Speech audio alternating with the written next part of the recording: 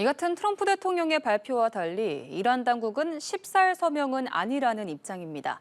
트럼프 대통령이 자신의 생일에 맞춰 서명 일정을 잡으려고 한다는 의심 때문인데요. 하지만 다음 달 4일부터 하메네이 장례 일정을 잡는 등 합의 타결은 임박한 걸로 보입니다. 윤석희 기자입니다. 현지 시간 13일 이란 수도 테헤란과 시아파 성지 마슈아드 등에서 미국과의 종전합의에 반대하는 대규모 시위가 열렸습니다. 시위대는 미국에 지나치게 많은 양보를 했다며 아그라치 외무장관 등 협상팀을 강하게 비난했습니다. ایشون گفتن حق ندارید راجع به مسائل هسته‌ای برید مذاکره کنید.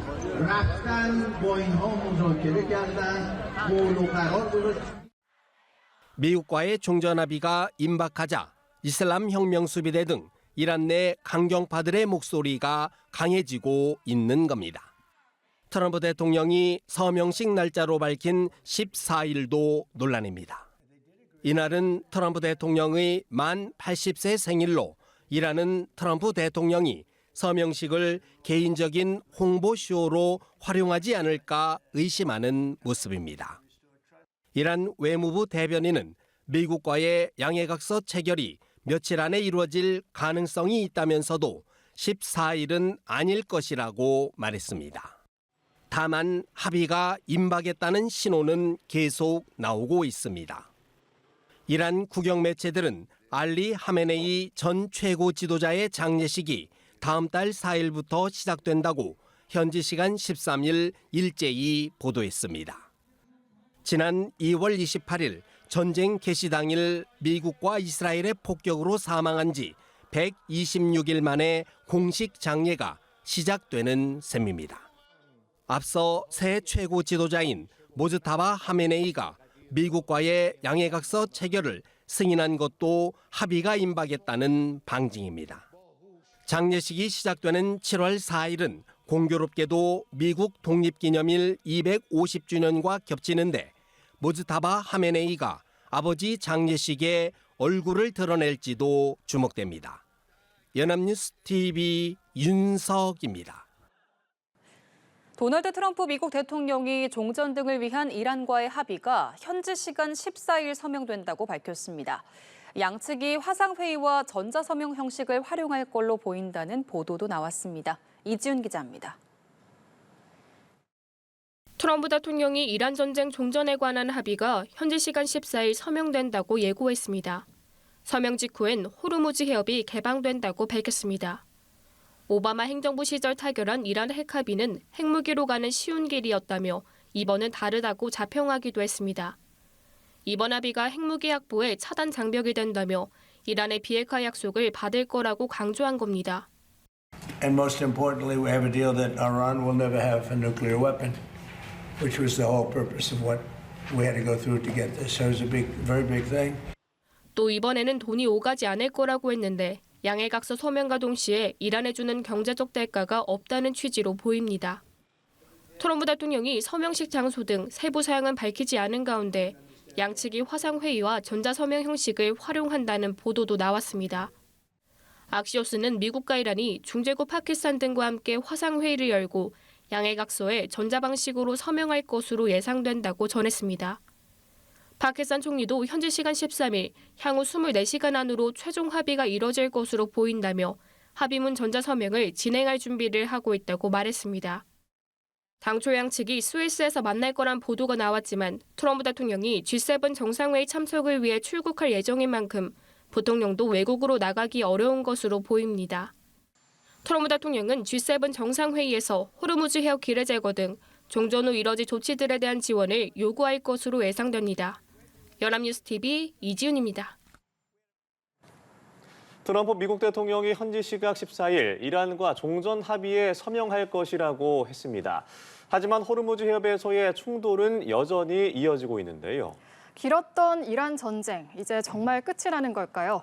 민정훈 국립외교원 교수, 마영삼 전 주 이스라엘 대사와 자세한 얘기 짚어보겠습니다. 두 분 어서 오십시오. 네, 안녕하세요. 네, 트럼프 대통령 이란과의 종전 합의 이루어질 수 있다라고 얘기를 했습니다. 호르무즈 해협이 개방되고 이란의 핵이 무력화되는 상황이 벌어진다면 미국의 승리로 가는 것인가? 근데 사실 저희가 이런 상황을 여러 번 마주한 것 같은 데자뷰 같거든요. 대사님은 이번에 정말 전쟁이 끝날 거라고 보세요? 네. 그러니까 전쟁이 끝난다라고 하는 것은 지금 현재 우리가 얘기하고 있는 한쪽짜리 MOU가 네. 이제 체결이 되느냐 하는 문제인데 그것은 될 것 같습니다. 그런데 지금 시기적으로 예. 지금 트럼프 대통령은 오늘 하겠다는 이제 얘기인데 이러한 측에서는 그거에 대해서 확인을 해주지 않고 있습니다. 네. 그래서 시간적으로 과연 오늘일까 아니면 앞으로 며칠 내일까 그 정도의 차이가 있을 것 같고 또 한 가지는 지금 현재 MOU에는 아마도 굉장히 개괄적인 내용, 일반적인 내용 그리고 큰 방향만 제시할 것으로 예상이 됩니다. 예.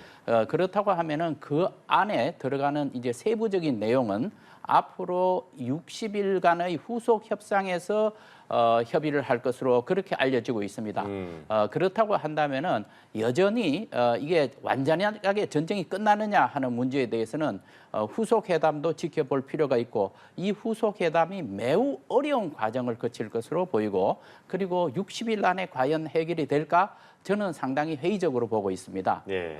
그래서 사실상 완전한 종전까지 가기에는 아직까지 시간이 많이 걸리지 않을까 그렇게 생각을 합니다. 알겠습니다. 그러니까 결국에는 양해각서에 서명을 할 것이지만 이후에 60일간의 협의에서 정말 어려움이 있을 것이다라고 말씀하셨는데 교수님은 좀 어떻게 보세요? 뭐 종전 합의안에 서명을 하면 전쟁은 네. 끝난 거죠. 그러니까 우리가 전쟁을 어떻게 규정하느냐는 좀 차이가 있을 수 있겠습니다만 우리가 관심 있는 것은 이제 미국과 이란이 군사적인 교전을 다시 하지 않는 것 그리고 무엇보다 호르무즈 해협이 개방되는 것이거든요. 그 부분에 있어서는 종전 합의안 가지고도 충분히 의미가 있다 좀 보고 있습니다. 그러니까 물론 이제 그 대사님 말씀하신 것처럼 이제 기술적으로 우라늄 농축된 부분을 어떻게 이제 그 가져 나올 것이고 그리고 어떻게 이란이 핵무기를 추구하거나 개발하지 않는다 이 부분을 명문할 것인가. 그러니까 뭐 그렇게 되다 보면 그 핵무기를 개발하지 않는다든가 그다음에 우라늄 농축 된 것을 갖고 나오려면 네. 그러니까 국제 원자력 기구라든지 어떤 미국이라든지 국제사회와 어떻게 이란이 협력을 해서 그걸 가져 나올 것인가 이런 부분을 이제 명문화해야 되는데 그게 기술적으로 상당히 신경전도 있고 어려울 거라고 생각을 해요. 그렇지만 그 이전에 호르무즈 해협을 개방한다, 종전에 합의한다, 이란의 주권을 존중하고 이제 그 영내 전쟁을 멈춘다. 그리고 뭐 미군이 주변 지역에 있던 그 미군이 철수한다. 뭐 여러 호르무즈 해방을 개방 이런 부분에 대해서는 충분히 큰 틀에서 합의가 되거든요. 그렇게 된다면 우리가 보는 관점에서는 미국과 이란이 지난한 핵 협상을 하는 것은 두 국가의 문제인 거고 네. 전 세계가 어려운 부분은 호르무즈 해협이 막히면서 이제 그 에너지가 온 부분이거든요. 이 부분이 뭐 성과 기반 합의가 됐든 어떤 형태가 됐든 이제 60일 동안에 서서히 풀려나갈 거란 말이에요. 그렇다면 우리를 옥죄었던 경제적 어려움은 그 불확실성과 불안정성은 점차 해소가 될 것이고 그렇다면 뭐 국제사회는 미국과 이란은 어떻게 생각할지 모르겠습니다만 전쟁은 끝났다. 교전이 끝났기 때문에 더 이상 에너지 위기가 다시 부각될 가능성은 크지 않을 것이다. 이렇게 인식을 하게 될 거고 점차 우크라이나 전쟁처럼 이란 전쟁도 잊혀진 전쟁이 될 가능성이 큽니다. 그렇기 때문에 저는 이 MOU가 설명되는 것이 말씀해 주신 것처럼 물론 기술적 협상은 지난해에 갈 거고 네. 60일 안에 끝난지 안 될지 그것도 저도 불확실하다고 보고 있습니다만 사실 그건 우리 관심이 아니에요. 그건 두 국가 알아서 하는 거고 예. 미국 국내적으로도 크게 호르무즈 해협이 열려서 미국 유가가 안정되기 시작하면 크게 관심이 없을 거라고 생각을 하고 있습니다. 그렇기 때문에 이번에 뭐 14일이 됐든 15일이 됐든 MOU가 체결이 된다면 그렇다면 우리 입장에서는 이제 전쟁이 끝났구나 이렇게 생각하셔도 무방하다 생각하고 있습니다. 예, 알겠습니다. 그리고 이 합의 내용과 관련해서 트럼프 대통령이 이 버락 오바마 행정부 때와 비교하는 발언들을 좀 계속하고 있습니다. 이 오바마의 핵 합의안은 정반대인 핵무기 확보 차단 장벽이 될 거다 이렇게 강조를 하기도 했는데 좀 국내에서 정치적인 부분을 가장 의식했다고 볼 수 있을까요? 네, 물론입니다.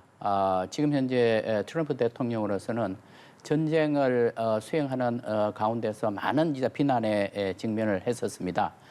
특히 이제 유가가 올라가고 인플레이션 압력이 이제 강하고 이렇게 하니까 경제적으로 굉장히 어려운 상황이고 더더군다나 지금 11월 중간 선거를 앞두고 트럼프 대통령으로서는 상당한 정치적으로 위기에 몰려 있습니다. 네. 따라서 국내 여론을 잠재울 필요가 있기 때문에 이제 이런 일련의 발언을 쏟아낸 것으로 보입니다. 그런데 이 사정은 이란 측에도 지금 마찬가지입니다. 지금 이란 측에서 지금 여러 가지 지금 현재 그 MOU 내용에 대해서 얘기를 하고 있는데 그것도 다분히 지금 현재 비록 전투에서는 상당한 고전을 했지만 이 전쟁 자체 전체를 끌고 나가는 것은 이란이고 이란이 우리가 승리가 했다라는 것을 다 국민들한테 알려주려고 하는 것입니다. 그런데 그렇다면은 국민들한테 무엇을 가지고 알려주느냐? 그 내용 중에서 보면 여러 가지가 있는데 그게 상당히 이란 측의 희망 사항이 많이 반영되어 있습니다. 그것을 가지고 이제 국민들한테 이제 설득을 하려고 하는 것이지요.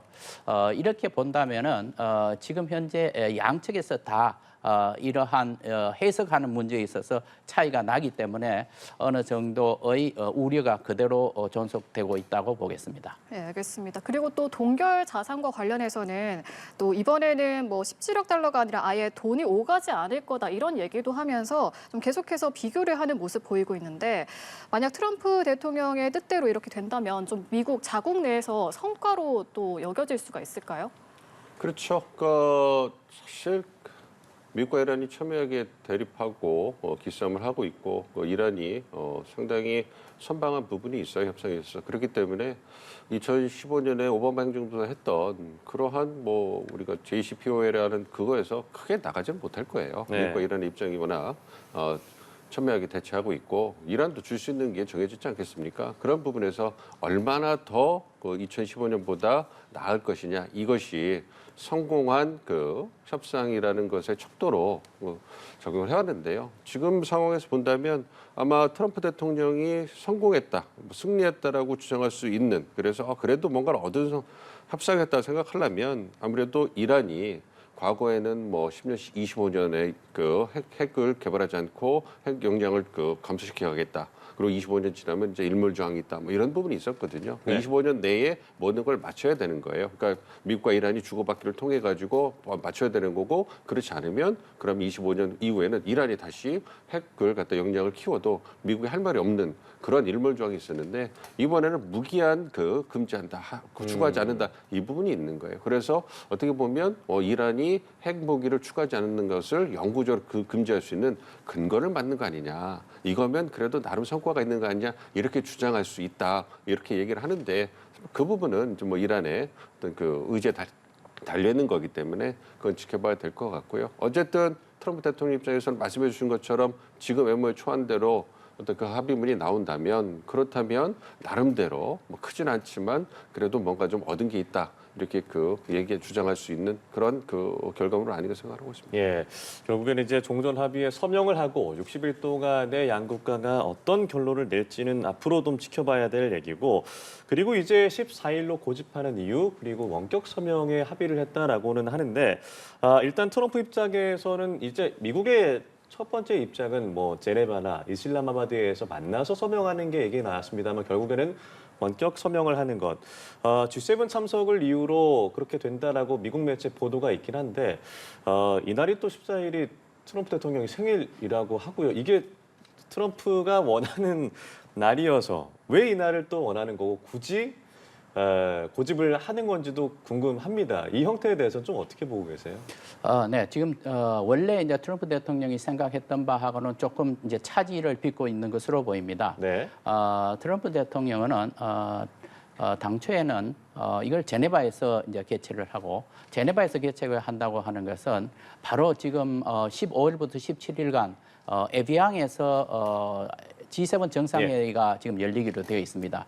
에비앙과 제네바는 45km 정도밖에 떨어지지 않았습니다. 차량으로도 50분이면 충분히 가는 그런 거리입니다.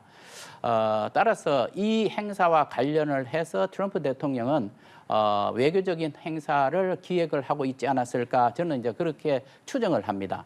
더더군다나 지금 현재 14일이 본인의 생일이기 때문에 이 G7 정상회의 가기 전에 이게 축제 같은 분위기 속에서 다 이루어져야 되겠다라는 것은 본인의 이제 생각이었겠죠. 그런데 지금 현재 들리는 얘기에 의하면은 네. 트럼프 대통령은 설령 지금 디지털로 원격 서명식을 한다 할지라도 지금 에비앙에서 개최되는 G7 정상회의를 계기로 해서 중동의 지도자들을 초청을 해서 거기서 또 외교적인 행사를 기획을 하고 있는 듯합니다. 과연 얼마만큼의 지도자들이 참석을 할지 모르겠지만 만약에 이제 그렇게 된다고 한다면은 트럼프 대통령은 지금 현재 MOU 서명과 관련해서 이것을 본인의 외교적인 성과로 지금 현재 과시하고자 하는 이런 욕망이 상당히 강한 것 같습니다. 이것은 이번만의 경우만 해당되는 것이 아니라 과거의 여러 차례 그런 이제 행사가 있었습니다. 예를 들어서 2024년 11월에 하마스 전쟁이 끝나면서 샬람 셰이크에서 정상회담을 가졌습니다. 그때도 마찬가지였습니다. 그런데 여기서 우리가 한 가지 눈여겨볼 것은 그때의 경우에도 네. 사실상 전쟁 당사국인 네타냐후 총리는 참석을 하지 않았고 기획장관이 서명을 했습니다. 이번에 이 경우에도 그 에비앙에서 이런 외교적인 행사를 한다고 한다면은 이스라엘 지금 언론 보도에 의하면은 네타냐후 총리는 참석을 하지 않는다고 합니다. 네. 그리고 이란 측에서도 대표단을 보내지 않겠다고 합니다. 그러니까 그런 외교적인 행사에 주요한 두 전쟁 당사국인 이스라엘과 이란이 빠진 상태에서 그런 행사를 하지 않겠는가. 그럼에도 불구하고 트럼프 대통령은 또 그것을 잘 포장하는 능력이 있습니다. 그래서 이러저러한 상황을 볼 때 트럼프 대통령으로서는 이번에 이것도 외교적인 성과로 이렇게 홍보하려고 하는 의욕이 굉장히 강해 보입니다.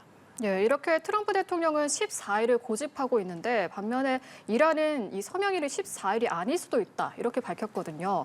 좀 날짜를 확정하지 않는 이유가 뭐라고 보십니까?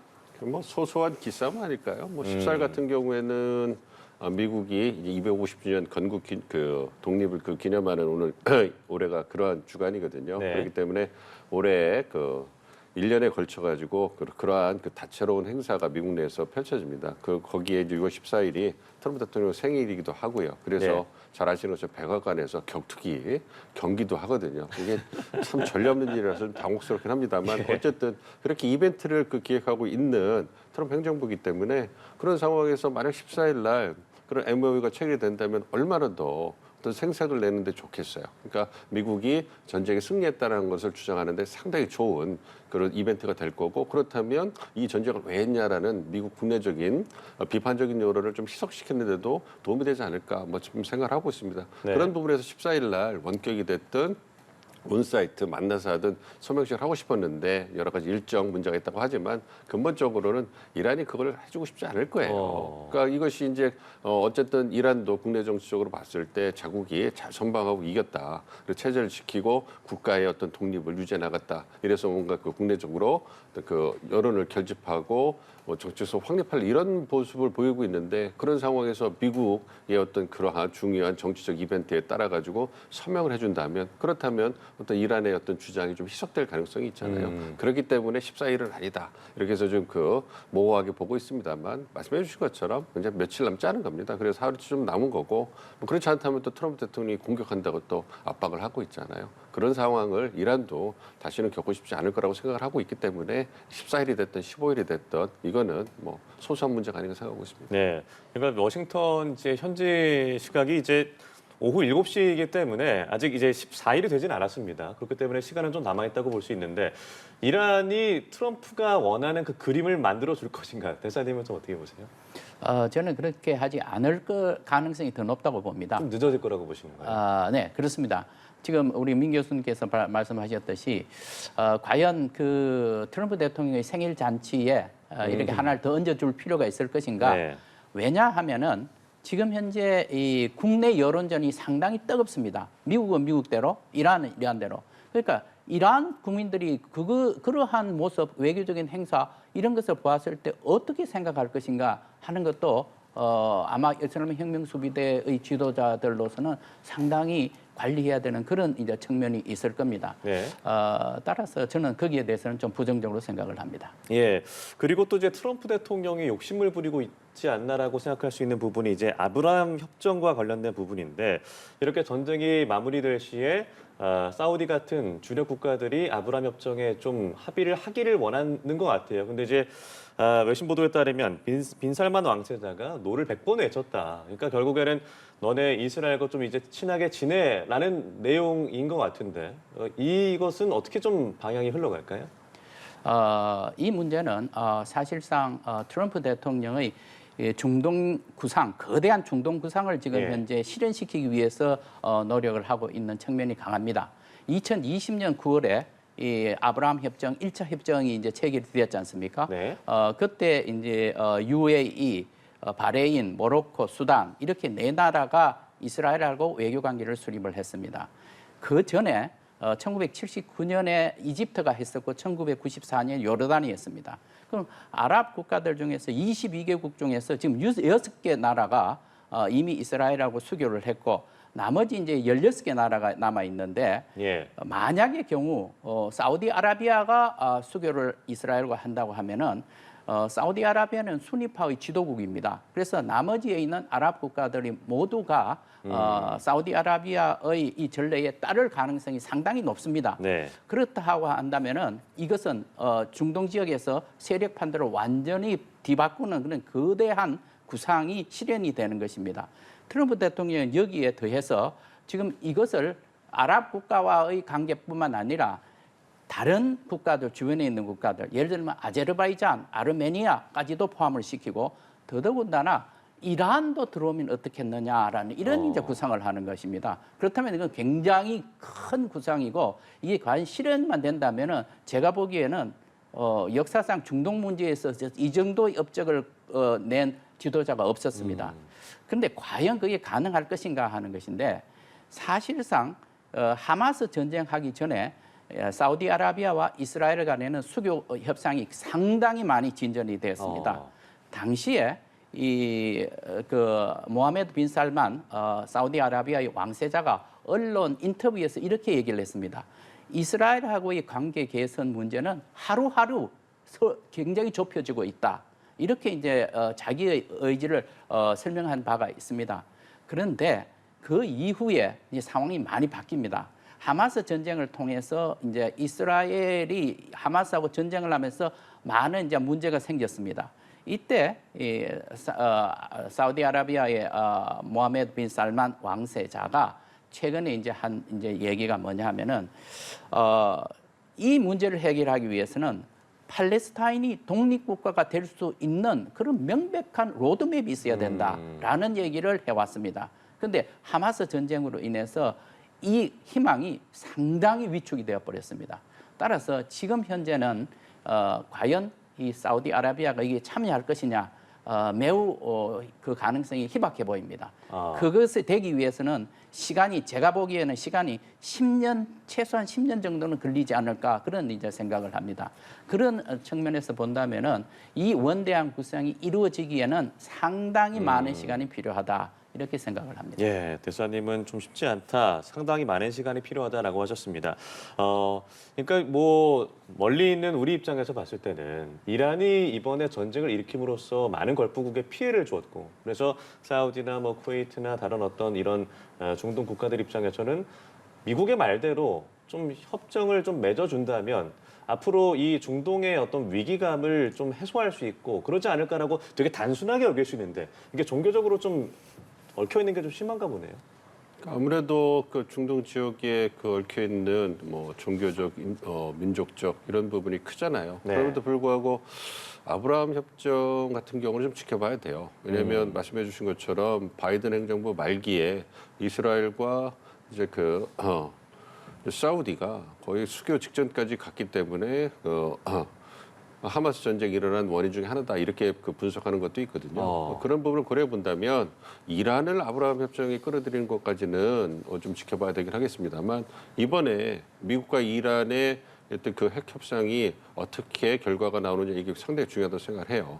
그러니까 지금 그 중동의 판도를 보면 이스라엘과 그다음에 이란과 사우디가 있다고 세 축이 있다고 보면 지금 그 이스라엘과 사우디 같은 경우에는 뭐 티격태격하긴 합니다만 굉장히 친미적인 성향이 강하잖아요. 미국과 네. 굉장히 가깝기 때문에 미국 입장에서 본다면 이란을 어떻게 관리하느냐 문제만 이제 잘 해결이 되면 그렇다면 트럼프 대통령이 얘기하는 중동의 항구적인 평화를 정착시키는 꼭 아브라함 협정의 형태가 아니어도 상당히 우호적인 세력 균형을 만들 수가 있다는 말이에요. 그렇게 본다면 이번에 미국과 이란이 핵 협상을 해서 60일이 됐던 더 지나던 어느 정도 협상이 마무리가 돼서 미국과 이란의 관계가 어쨌든 간에 좀 더 우호적으로 바뀌게 되고 그리고 미국과 이란이 협력할 수 있는 토대가 만들어진다면 이렇다면 사우디라든지 이스라엘이라든지 어떤 영내 주요 세력들이 보는 근데 세력 그 판도가 달라질 수 있단 말이에요. 그렇다면 입장이 좀 변화될 수 있는 거죠. 그러니까 사우디 입장에서도 이스라엘이 이제 그 군사력을 앞세워서 부상하고 있고 이란의 세력이 약해지는 모습을 봤을 때 여기에 이스라엘에 좋은 일을 시키는 것이 과연 사우디의 미래에 유용할 것이냐 이 부분에 대해서 의구심이 있는데 이 부분이 미국과 이란의 관계가 개선이 되고 미국이 이스라엘을 어느 정도 통제해주고 그리고 이제 사우디가 이제 그 이스라엘과의 어떤 그 관계 개선을 통해 가지고 자국의 이해관계를 충족시키는데 뭐 팔레스타인 문제도 있습니다만 이롭다 이렇게 판단이 되면 그렇다면 아브라함 협정이 나갈 수도 있는 거예요. 그렇기 때문에 이번에 미국과 이란과 협상이 굉장히 중요하다고 생각하고 어쨌든 이번에 핵 협상이 성공적으로 미국과 이란이 어느 정도 만족할 수 있는 결과가 나온다면 이렇다면 미국과 이란의 관계가 개선이 되면 중동이 예전보다는 훨씬 더 안정적인 상황으로 갈 수 있는 네. 그런 토대가 만들어지는 거거든요. 그렇게 된다면 이거는 미국 입장에서도 중동 항상 화약고라고 불렸던 지역이잖아요. 이 부분을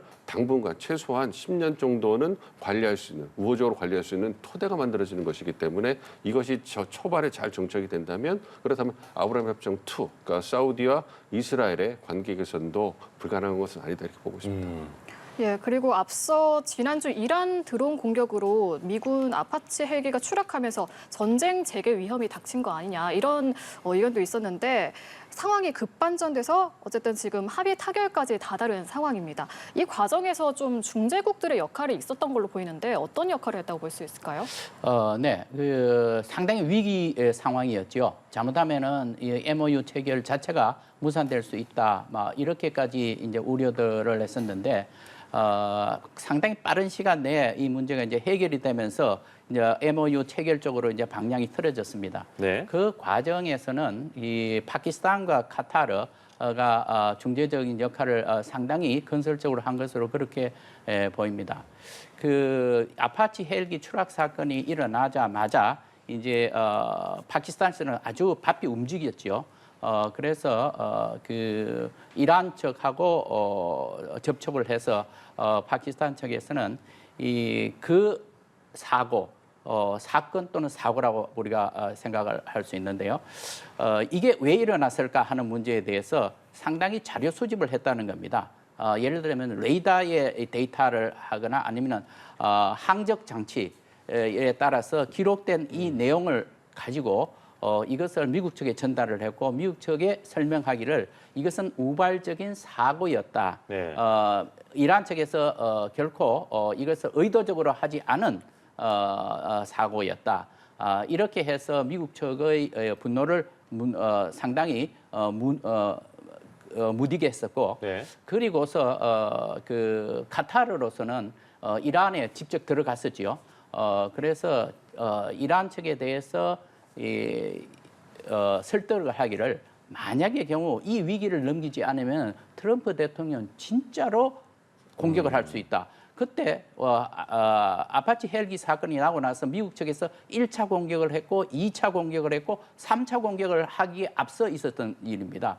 그래서 카타르 측이 이란 측에 대해서 만약의 경우 이것이 이 위기를 넘기지 않으면은 그야말로 트럼프 대통령은 석기 시대로 갈 수 있는 그런 공격을 할 수 있다. 이렇게 해서 이란 측으로부터 일단 양보를 받아냈다는 얘기가 있습니다.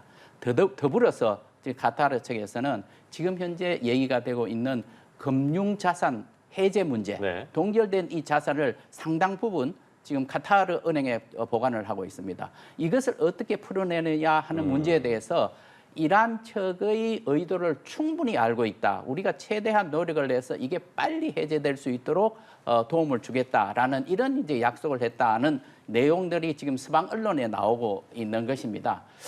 그렇다고 보면은 이 두 개의 파키스탄 그리고 카타르의 중재 역할이 상당히 주요했다고 보여집니다. 예, 이런 종전 MOU 서명을 한다라는 얘기가 나왔습니다만 간밤에는 또 이란의 여러 자폭 드론을 격추시키고 이랬다라는 어떤 충돌에 대한 뉴스도 계속해서 나오고 있거든요. 결국에는 종전 MOU에 이 서명을 한다고 해도 호르무즈 해협 개방과 관련해서는 결국에는 어디든 키를 쥐고 싶어 할 것 같은데 개방이 될 수 있을까요?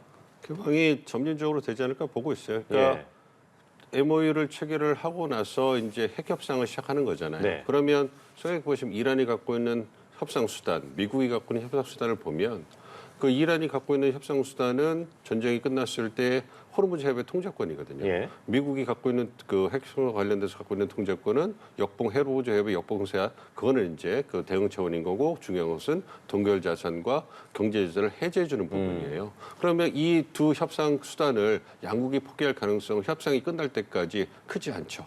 그러니까 미국, 이란 입장에서 지속적으로 호르무즈 해협을 개방을 하지만 통제를 계속할 거다 이런 그 얘기를 하는 이유가 두 가지 목적이 다 있는 거죠. 수수료를 받든 아니면 핵 협상에서 통제권을 협상 수단을 가져가려는 이런 부분이기 때문에 그 부분에 있어서는 호르무즈 해협에 대해서 미국의 입장도 있기 때문에 점진적으로 협상이 진전되는 걸 보고 이제 그 풀어질 가능성이 높습니다. 그리고 수수료를 계속 받겠다고 목리를 부릴 수 있기 때문에 이번 그 보도해 주신 것처럼 G7 정상회의에서 이제 그 사우디나 카타르 같은 어떤 그 유관국들이 추천될 가능성이 커요. 프랑스의 어떤 추천으로 그렇게 된다면 그 한국도 거기에 참석하지 않습니까? 그렇기 때문에 그런 부분에서 그 프랑스와 영국이 주도했던 국제 연합이 있잖아요. 이 부분에 대해서 활성화시키는 게 필요해요. 그걸 통해 가지고 이제 미국뿐만 아니라 이 핵 협상과 연관지어서 호르무즈 해협을 개방하는 데 있어서 미국과 더불어서 국제사회가 이란을 압박하는 것이 구체화될 필요가 있습니다. 그래서 그걸 통해 가지고 협상의 수단으로 이란이 그 지속적으로 호르무즈 해협의 통제권을 쓰더라도 협상이 끝나게 되면 그렇다면 국제사회가 이란이 목리를 부리지 못하도록 압박하는 이런 부분을 구체화해야 할 필요가 있기 때문에 이 부분에 대해서는 미국뿐만 아니라 국제사회도 보다 체계적으로 준비를 해줘야 되고 그것이 미국 주도의 국제질서가 흔들리면서 상당히 중동이나 많은 국가들이 지금 그 불안해하고 있거든요. 그러한 대안의 리더십으로서 그러니까 한국이나 프랑스, 어떤 독일, 어떤 그 일본 같은 중견국들이 이 문제, 호르무즈 해협의 에너지 안보 문제를 그 토대를 해가지고 뭔가 협력의 토대, 경험을 쌓는 것은 상당히 향후를 위해서 의미 있는 거라고 보기 때문에 이번에 어떤 G7 정상회의를 계기로 또 호르무즈 해협의 개방과 관련된 국제 연대, 연합의 어떤 경험을 쌓는 것은 굉장히 의미가 있다 보고 있습니다. 예, 그리고 이란 측은 이 호르무즈 해협 통행료 비용을 징수하겠다 이런 발언을 했었는데 이 트럼프 대통령이 이 직접적으로 반박을 하진 않았습니다. 그래서 좀 이거를 용인하는 거 아니냐 이런 의견도 나오고 있는데 이게 사실 국제법상 불법인 부분이거든요. 미국이 이걸 받아들일 가능성이 있을까요? 저는 미국이 지금 명시적으로 지금 계속 얘기하는 것이 호르무즈 해협은 완전히 개방이 돼야 된다. 자유통행을 해야 된다. 통행료를 받아서는 안 된다. 이 원칙을 계속 얘기를 하고 있습니다. 그렇다면은 우리가 지금 여태까지 얘기했던 한쪽짜리 MOU에는 어떻게 그게 명시가 될 것이냐 하는 것인데 제가 생각하기에는 이거는 아마 호르무즈 해협은 개방이 돼서 자유통행을 할 것이다. 라는 정도로 방향이 정해져서 나타나지 않을까 생각을 합니다. 그렇다면 이거를 두고 어떻게 해석하느냐 하는 것인데 아마도 이란 측에서는 계속해서 국내 입법을 하고 있습니다. 그리고 행정조치도 내리고 있습니다. 자, 그렇게 되니까 통행료든 아니면은 안전수수료든 어떤 명목으로든 돈을 받아야 되겠다. 즉, 여기에 대한 통제권, 주권은 우리가 행사한다는 것을 갖다가 계속해서 밝히고 이 두 문제는 사실상 MOU에 나타나 있는 현상에 덧붙여서 이란은 이란대로의 원칙을 지켜나가겠다라는 이런 입장입니다. 그렇다면 이제 트럼프 대통령은 그러면 그걸 용인하는 것이냐 하는 문제인데 역시 이 문제는 구체적인 문제는 60일 후속 회담으로 넘어갈 가능성이 높습니다. 그렇다고 한다면은 트럼프 대통령으로서는 일단 이 MOU를 체결을 하고서 이 문제는 골치 아픈 문제가 되겠습니다. 이 문제는 넘기면서 방금 우리 민 교수님께서 말씀하셨듯이 지금 현재 유럽 국가들 그리고 이것을 가장 많이 사용하는 동북아 국가들, 이 국가들이 이 문제를 해결해 주는 것으로 넘기지 않을까 그런 생각을 합니다. 예, 알겠습니다. 이런 가운데 트럼프의 트루소셜을 보면 5시간 전쯤에 뜬금없이 이 김정은과 같이 지난 8년 전에 아마 싱가포르 회담 당시에 호텔에서 정원을 거니는 그런 사진인 것 같습니다. 어떤 글도 없이 이런 사진을 덩그러니 올렸어요. 그러니까 이란 문제 끝났고 다음은 북한이다라는 걸까요? 어떻게 해석을 하면 좋을까요? 그렇죠. 그러니까 트럼프 대통령의 복잡한 심경을 잘 보여주는 것 같아요. 너무 말씀하신 뜬금없이 것처럼 올라와서. 첫 번째는 빨리 이란 전쟁의 어떤 그러한 악몽에서 벗어나고 싶다. 네. 그래서 이제 국내 여론이 좋지 않기 때문에 그런 부분에서 빨리 벗어나고 성과를 거두고 싶다. 그러니까 대외 정책에 있어서 그 다음에 이제 갈 부분. 사실 이번에 미중 정상회담이 끝나고 나서 네. 김정은 위원장과 만날 가능성에 대해서 많은 전문가들이 기대를 했었는데 너무 경황이 없다 보니까 그게 안 됐던 것 같아요. 예. 그러니까 트럼프 대통령도 개인적으로 많이 아쉬운 부분이 있는 것이 아닌가 생각을 하고 있습니다. 그러니까 이란 전쟁이 끝났으니까 이제 또 다른 대외 정책의 성과를 거둬야 되는데 그것이 김정은 위원장과의 다시 한번 조우가 아닐까 생각을 하고 있기 때문에 다음 행보를 위한 그러한 포석을 놓은 것이 아닌가 예고 생각을 하고 같은. 있고요. 그것이 우리한테는 굉장히 긍정적으로 받아주고 있는 거죠. 한반도 정세를 안정적으로 관리하기 위해서 지금 유일하게 남아있는 바늘구멍이라고 할 수 있는 게 북미 관계 개선이거든요. 그걸 통해서 남북관계 개선, 한반도 평화 플러스를 재가동하고 싶은 게 우리 이재명 정부의 지금의 어떤 대안인데 이런 부분에서 트럼프 대통령이 이렇게 적극적으로 나서준다면 현재 한국과 미국의 적극적인 소통과 협력을 통해 가지고 그 판을 많이 만들어 놓고 있거든요. 네. 그렇다면 트럼프 대통령의 외교력을 바탕으로 해서 이런 부분에서도 물꼬가 트일 수 있기 때문에 이런 부분에서 이제 긍정적인 부분이 있거든요. 그렇기 때문에 이란 전쟁이 빨리 마무리가 돼서 이제 또 한반도에 또 봄이 오는 그런 좀 긍정적인 상황을 좀 기대해 봅니다. 뭔가 중간 선거를 앞두고 카드로 활용할 수 있지 않을까라는 생각도 들긴 하는데 올해 안에 만남 가능성 좀 어떻게 보세요? 가능성이 있죠. 그러니까 뭐 미국 입장에서도 말씀해 주신 것처럼 중간 선거에 뭐 대외 정책 얼마나 큰 영향을 미치겠나 이거는 좀 차지하더라도 트럼프 대통령 입장에서는 뭐든지 많이 만들고 싶을 거예요. 네. 그러니까 이란 전쟁 악몽에서 벗어나서 뭐 쿠바 문제를 해결한다든지 북한 문제에서 진전을 거둔다든지 이런 걸 통해 가지고 자신이 오바마 대통령보다 그다음에 바이든 대통령보다 훨씬 낫다는 걸 좀 보여주고 싶을 거예요. 그런 부분에서 이제 그 움직임이 있을 수 있는 것이고 사실 만약에 이란 전쟁이 아니었으면 올 초에 그러니까 올 상반기에 한반도 정세에 있어서 상당히 긍정적인 모멘텀이 만들어질 수 있을 거라고 많은 전문가들이 기대를 했었는데 그 부분을 트럼프 대통령이 이제 올 중간선거 전까지 할 수 있는 가능성이 굉장히 큰 거죠. 그걸 위해서 이제 우리 정부가 더 적극적으로 나서야 돼요. 그러니까 한국 정부가 움직이지 않으면 그렇다면 미국이 한반도 정세에 있어서 많이 움직이지 않습니다. 그러니까 이런 좋은 시그널을 트럼프 대통령이 줬기 때문에 그런 부분에 대해서 한국이 보다 적극적으로 움직인다면 말씀해 주신 것처럼 중간 선거를 전후로 해가지고 우리가 북미 관계에 있어서 굉장히 훈풍을 타는 그런 모습도 기대해 볼 수 있지 않을까 생각하고 있습니다. 예, 알겠습니다. 네, 한국 정부의 역할까지 짚어주셨는데 우리 말씀 여기까지 나누겠습니다. 지금까지 민정훈 국립외교원 교수, 마영삼 전 주 이스라엘 대사와 이야기 나눠봤습니다. 두 분 고맙습니다. 고맙습니다.